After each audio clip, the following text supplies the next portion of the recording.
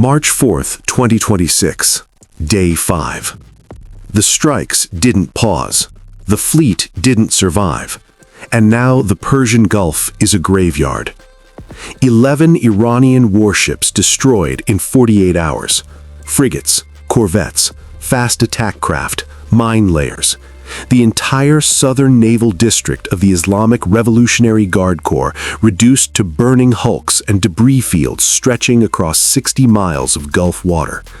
Naval headquarters near Bandar Abbas, gone. Docking facilities, flattened. Fuel storage, obliterated. Command and control, silent. Iran's navy is not damaged. It does not exist anymore. But destroying a fleet is not the same as winning a war. And Day 5 is proving that in ways nobody in Washington fully anticipated. The Strait of Hormuz is still closed. Oil is still not moving. 3 American service members are dead. Markets in Tokyo and Frankfurt opened down for the 3rd consecutive morning. And in Tehran, a government that just lost its navy is making decisions that are becoming more dangerous, not less, with every passing hour. This is what happens after you destroy an entire fleet. This is what nobody told you was coming next. Sunday, 11:47 a.m., Bandar Abbas Naval District. The last operational Iranian surface combatant in the Southern Fleet, the frigate Jamaran, is running at maximum speed northeast through the Gulf of Oman, trying to reach the relative safety of Chabahar port before American aircraft find her. She has been running for 6 hours. USS Carl Vinson's air wing found her 4 hours ago. At 11:47, 2 FA-18E Super Hornets release 4 AGM-84 Harpoon anti-ship missiles from 40 miles away. The Jamaran's electronic warfare suite detects the inbound weapons at 7 miles. Her crew activates decoy launchers. Chaff clouds bloom across her radar signature.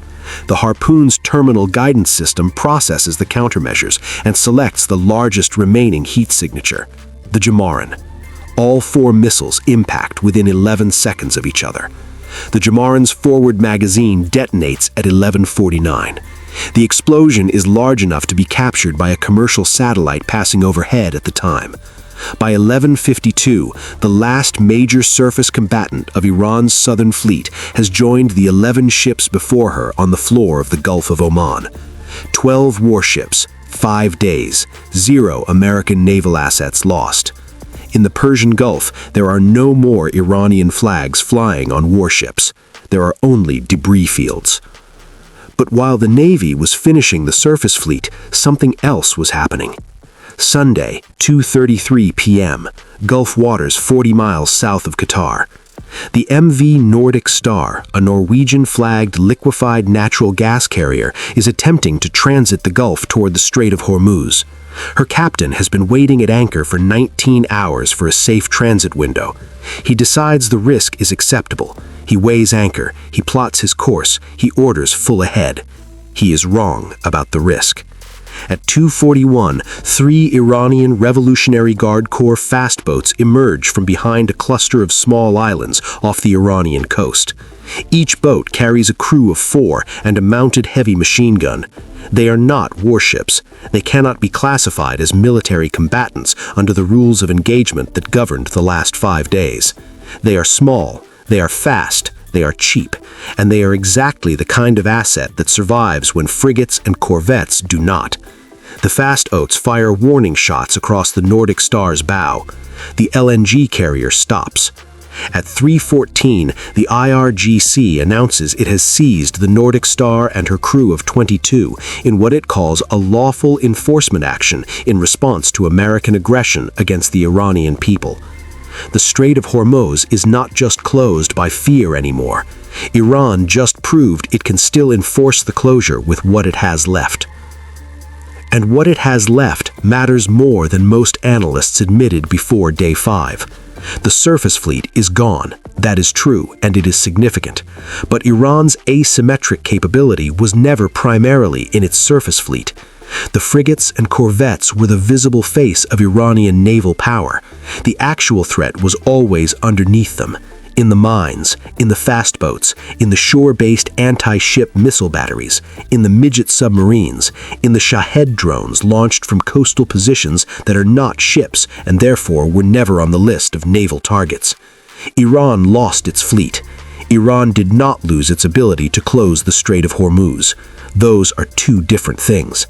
And the distinction is now costing the world economy approximately $4 billion per day in disrupted energy flows, rerouted shipping, spiked insurance premiums, and market uncertainty. The Nordic Star is sitting at anchor off Bandar Abbas with 22 crew members who have not been able to contact their families since 3:14 p.m. Their nationalities: Norwegian, Filipino, Indian, Sri Lankan. Not American, not Iranian. Just workers on a gas carrier who left Rotterdam 6 weeks ago and did not expect to become part of a geopolitical crisis in the Persian Gulf. That is what asymmetric warfare looks like when the surface fleet is gone. It looks like 22 people who just want to go home. Sunday, 6:18 p.m. Eastern Time, the Pentagon. U.S. Central Command releases its daily operational summary. The language is measured, professional, designed to convey control. U.S. naval forces have achieved complete surface fleet suppression of IRGC naval assets in the southern operating area. All major combatants have been neutralized. U.S. forces continue to maintain freedom of navigation posture in the region. Freedom of navigation posture, not freedom of navigation. Because 3 hours after that statement was released, the Nordic Star's owners confirmed her vessel was in Iranian custody. Because the Strait of Hormuz has not had a commercial transit since Saturday morning. Because the phrase freedom of navigation posture means American warships can go where they want. It does not mean commercial tankers are moving. It does not mean global energy markets are stable. It does not mean the crisis is resolved. It means the Navy did what the Navy was asked to do. It destroyed 12 warships in 5 days without losing a single ship in return. And the Strait of Hormuz is still closed. Inside Iran, the destruction of the fleet has done something unexpected. It has unified people who were not unified before. Sunday evening, Tehran. State television broadcasts footage of the Jamaran's final moments, the 4 missile impacts, the magazine detonation, the hull breaking apart and sinking, and frames it as American barbarism against the Iranian people. The footage is real, the framing is deliberate, and in parts of Tehran that were celebrating 2 days ago, the mood has shifted. Not universally, not completely, but enough to matter. A law student at Tehran University described it to a BBC Persian correspondent this evening. 2 days ago, I was glad. I thought maybe this ends the regime and we finally have a chance. But watching our ships burn on television, watching them film it, broadcast it, that's not liberation. That's humiliation. I don't know what I want anymore. That shift in sentiment is the regime's most valuable asset right now. Not the fast boats, not the shore-based missiles, not the remaining drone inventory. The moment when nationalist feeling overrides the calculation about whether the Islamic Republic deserves to survive. The regime knows this, which is why state television is broadcasting the destruction of the fleet on a loop, which is why IRGC commanders are giving interviews about resistance and martyrdom rather than tactical assessments, which is why the seizing of the Nordic Star was announced within an hour of it happening. Every action now is designed to make the destruction of the fleet feel like a wound to the Iranian people rather than a defeat of the Iranian military. And for some Iranians, it is working. Sunday evening, Qom. The Assembly of Experts is attempting to convene. 88 senior clerics required by Iranian law to select a new supreme leader. They have been trying to convene since Saturday. Tehran is under intermittent bombardment. Travel between cities is dangerous. Several members are refusing to come to the capital. Several others have not been heard from since Saturday's initial strikes. 31 members have confirmed attendance. 31 of 88. Iranian constitutional law does not specify a quorum for this particular procedure. It specifies only that the assembly must select a new leader as soon as possible. What as soon as possible means when your capital is being bombed and half your membership cannot travel is a question Iranian constitutional scholars are debating in real time with no precedent to guide them. The three-person Transitional Council is technically in charge. Masoud Pezeshkian, the sitting president, a reformist who ran on a platform of engagement with the West. Internationally, the destruction of Iran's fleet has produced reactions that are more complicated than the military victory itself. Russia's Foreign Minister Sergei Lavrov convened an emergency session of the UN Security Council Sunday evening. He presented the fleet destruction as a violation of international law, a deliberate act of aggression against a sovereign nation's military assets in international waters, and demanded an immediate ceasefire resolution. The United States vetoed it.